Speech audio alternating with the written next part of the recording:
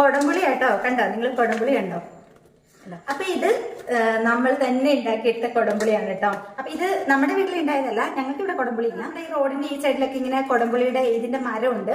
അപ്പം രാവിലെ നമ്മൾ എഴുന്നേറ്റ് നോക്കുമ്പോൾ തന്നെ ഇഷ്ടം പോലെ ഇങ്ങനെ റോഡിലോട്ട് വീണ് കിടക്കുന്നുണ്ടാവും. അപ്പം 2-3 എണ്ണൊക്കെ ഓരോ ദിവസവും കിട്ടും.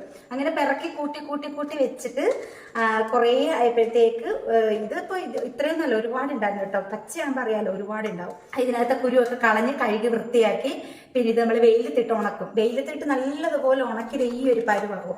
അങ്ങനെ ഇത് പുകയൊക്കെ കൊടുത്തു. കുറേ ദിവസം നമ്മൾ ഇത് മച്ചെന്ന് വെച്ച് തട്ടിങ്ങനെ കെട്ടിയിട്ട് അതിന്റെ മേലെ വെച്ചിട്ട് അടിയിൽ പുകയത്തൊക്കെ ഉണക്കിയെടുത്ത് അതിനുശേഷം ഇത്രയും കൊടംപുളിയാണ് നമുക്ക് കിട്ടിയത്. പൈസ കൊടുത്ത് വാങ്ങിക്കാതെ നമുക്ക് നല്ല ഫ്രഷ് കൊടംപുളി കിട്ടി. നല്ല മണം കേട്ടോ, ഈ കൊടംപുളിയുടെ മണം കേൾക്കുമ്പോൾ തന്നെ അറിയാം. ഇനി ഇതിനകത്ത് ഒരു പരിപാടിയും കൂടെ ഉണ്ട്. ഇതിനകത്ത് നമ്മൾ എണ്ണയും വെളിച്ചെണ്ണയും ഉപ്പും കൂടി പെരട്ടി വെച്ചിട്ട് വേണം നമ്മളിത് ടിന്നിലേക്ക് ആക്കാനായിട്ട്. അപ്പം ഞാൻ അത് ചെയ്യാൻ പോകും. അപ്പോഴാണ് ഞാൻ വിചാരിച്ചത് ഒന്ന് ചെറിയൊരു ബ്ലോഗ് എടുത്തേക്കാന്ന് വിചാരിച്ചു. കുറച്ച് ഉപ്പ് അങ്ങോട്ട് കുറച്ച് മതി, വളരെ കുറച്ച് ഉപ്പ് മതി.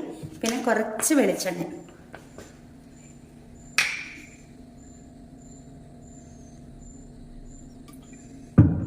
ഇട്ടിട്ട്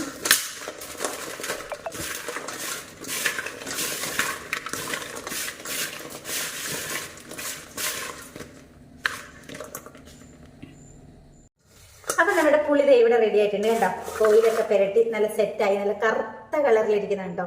നല്ല പുളിയാട്ടോ, നല്ല നാടൻ പുളിയാണ്. അപ്പം ഇത് ഇനിയിപ്പോൾ നമുക്കിത് കുറച്ചുകൂടെ കഴിയുമ്പോഴത്തേക്ക് ഇത് ഞാൻ ടിന്നിലിട്ട് വെക്കും. അപ്പം ഇതാണ് കുടംപുളി. അപ്പം ഞങ്ങൾക്ക് ആലപ്പുഴക്കാർക്കും കോട്ടയംകാർക്കും അതുപോലെ മീൻകറി വെക്കണമെന്നുണ്ടെങ്കിൽ ഈ കുടംപുളി മസ്റ്റാണ് കേട്ടോ. അപ്പം ആദ്യത്തെ ബ്ലോഗാണ്, കട്ടയ്ക്ക് കൂടെ ഉണ്ടാവണം. അപ്പം പുതിയൊരു വീഡിയോ വീണ്ടും കാണാം. ടാ.